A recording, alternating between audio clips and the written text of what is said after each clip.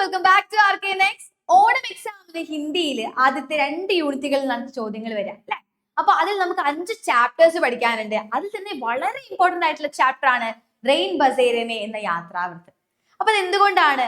ഹിന്ദി സാഹിത്യത്തിലെ വളരെ ഫേമസ് ആയിട്ടുള്ള റൈറ്റർ ആണ് അമൃത്ലാൽ ബേഗഡ്. അദ്ദേഹത്തിന്റെ നർമ്മദ പദയാത്രയുമായി ബന്ധപ്പെടുത്തിക്കൊണ്ടുള്ള ഒരു ചാപ്റ്റർ ആണ്, ഒരു യാത്രാവൃത്തത്തിന്റെ അംശമാണ് നമുക്ക് പഠിക്കാനുള്ളത്. പേരെന്താണ്? റെയിൻ ബസേരെ മേ അല്ലെ. അപ്പൊ നമ്മളോട് ചോദിക്കുന്ന 1 മാർക്കിന്റെ ആദ്യത്തെ ചോദ്യം ഇങ്ങനെ ആയിരിക്കാം: റെയിൻ ബസേരെ മേ കിസ് വിധാ കി രചന ഹേ? എന്ത് വിധയാണ്? അതെന്ത് ടൈപ്പാണ്? അത് കഥയാണോ? അല്ല. ഉപന്യാസമാണോ? അല്ല. അതൊരു യാത്രാവൃത്താണ്. Okay, next. റെയിൻ ബസേരെ മേ കിസ്കി രചന ഹേ? ആരുടെ രചനയാണ്? അമൃത്ലാൽ ബേഗഡ്. ഓക്കെ, നമുക്ക് നോക്കാം. റെയിൻ ബസേരെ മേ ഹിന്ദി के प्रसिद्ध साहित्यकार अमृतलाल बेगड द्वारा लिखित एक प्रसिद्ध यात्रावृत्त है. വളരെ ഇമ്പോർട്ടന്റ് ആണ്, ഇതൊരു യാത്രാവൃത്താണ്. നെക്സ്റ്റ്, ये पाठ उनकी नर्मदा पदयात्रा के दौरान हुए अनुभवों और प्रकृति के साथ उनके जुड़ाव का एक मार्मिक और प्रेरणादायक चित्रण है.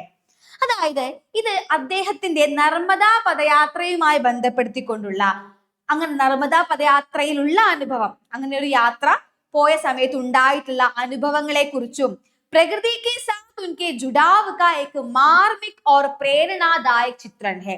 പ്രകൃതിയോടുള്ള അദ്ദേഹത്തിന്റെ ഒരു ബന്ധവും അതുപോലെ തന്നെ ഹൃദയസ്പർശിയായിട്ടുള്ള പ്രേരണാദായകമായിട്ടുള്ള ഒരു സ്റ്റോറിയാണ് ഇതിൽ പറയുന്നത്. അപ്പൊ യാത്രയുടെ അനുഭവമാണ് ഇതിൽ പറയുന്നത് അല്ലെ. നെക്സ്റ്റ് നോക്കാം. ये यात्रावृत्त नर्मदा नदी की परिक्रमा से जुड़े अनुभवों पर आधारित है. നമ്മൾ പറഞ്ഞല്ലോ നർമ്മദ നദി കി പരിക്രമ. അപ്പൊ നർമ്മദ പദയാത്രയുമായി ബന്ധപ്പെടുത്തിക്കൊണ്ട് നർമ്മദ നദിയിൽ പ്രദക്ഷിണം വെക്കുന്ന സമയത്ത്, അതായത് നർമ്മദ നദിയെ കുറിച്ച് കുറെ കാര്യങ്ങൾ പറഞ്ഞ സമയത്ത് അങ്ങനെയുള്ള ഒരു അനുഭവത്തിൽ നിന്നുള്ള ഒരു കാര്യമാണ്. ഇനി പദയാത്ര के दौरान लेखक अमृतलाल बेगड एक गांव में पहुंचते हैं. അപ്പോൾ ഈ ഒരു പദയാത്രയുടെ ഭാഗമായിട്ട് നമ്മുടെ അമൃത്ലാൽ ബേഗഡ് ഒരു സ്ഥലത്ത്, ഒരു ഗ്രാമത്തിൽ എത്തിച്ചേരുകയാണ്. ആ ഗ്രാമത്തിന്റെ പേരെന്തായിരുന്നു? മൂന്നാമത്തെ 1 വേർഡ് ചോദ്യമാണ്, പഥോഡ. ഉത്തരം എന്താണ്? പഥോഡ. അപ്പൊ ഗ്രാമത്തിന്റെ പേര് പഥോഡ എന്നാണ്. ജഹാം അച്ചാനക് രാത് കോ ഘൻഘോർ ബാരിഷ് ശുരു ഹോ ജാതി ഹെ. അവിടെ രാത്രിയിൽ വളരെ ശക്തമായ ഘൻഘോർ, വളരെ ശക്തമായിട്ടുള്ള മഴ പെയ്യാൻ തുടങ്ങി. രാത് ബിതാനെ കെ ലിയെ, രാത്രി ചിലവഴിക്കാൻ വേണ്ടി ഉനെ ഏക് ചോട്ടേ സേ മന്ദിർ മേ ആശ്രയ ലേന പഡ്താ ഹെ.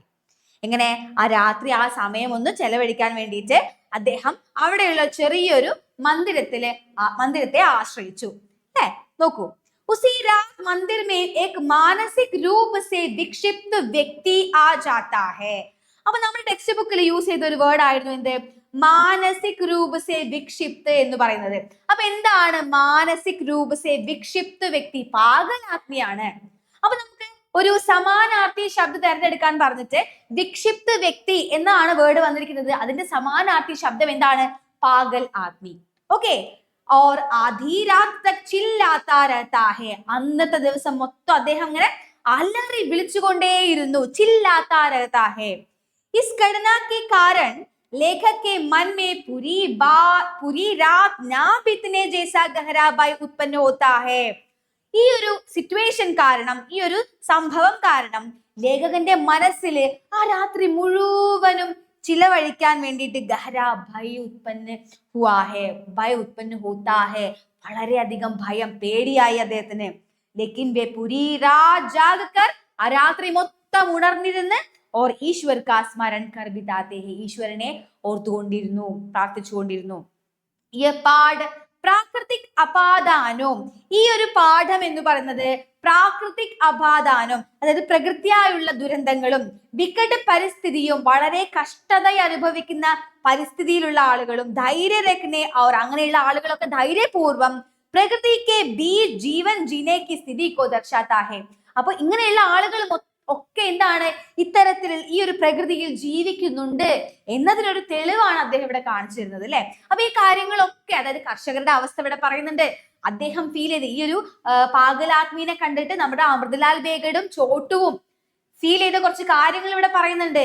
ആ പാഗലാത്മീയ സിറ്റുവേഷൻ അവിടെ പറയുന്നുണ്ട് അല്ലെ. അദ്ദേഹം കാണിക്കുന്ന അധ്യാപകനാണെന്ന് അറിയുന്ന സമയത്ത് അദ്ദേഹത്തിന്റെ ഒരു മനോഭാവം അത് മനസ്സിലാക്കുന്നുണ്ട്. അപ്പൊ കുറെ ഇമോഷൻസ് പ്രകൃതിയെ കുറിച്ച് പറയുന്നുണ്ട്. മഴ പെയ്യുമ്പോൾ ഈ സോയാബീന്റെ കൂട്ടം, അതായത് വിളവെല്ലാം നശിച്ചു പോകുന്നുണ്ട്. അപ്പൊ കർഷകർക്ക് ഉണ്ടാവുന്ന ബുദ്ധിമുട്ടുകൾ ഇതൊക്കെ ആ ഒരു യാത്രാവൃത്തിൽ പരാമർശിക്കുന്നുണ്ട് അല്ലെ. അപ്പൊ ഇത് വളരെ ഇൻട്രസ്റ്റിംഗ് ആയിട്ടുള്ള ഒരു യാത്രാവൃത്താണ്. എല്ലാവരും നല്ല രീതിക്ക് വായിക്കുക. ഇനിയിപ്പം വായിച്ച് മനസ്സിലാവുന്നില്ല എങ്കിൽ ഇത് കണ്ടിട്ട്, ഈ ഒരു വീഡിയോ കണ്ടതിന് ശേഷം വായിക്കുക.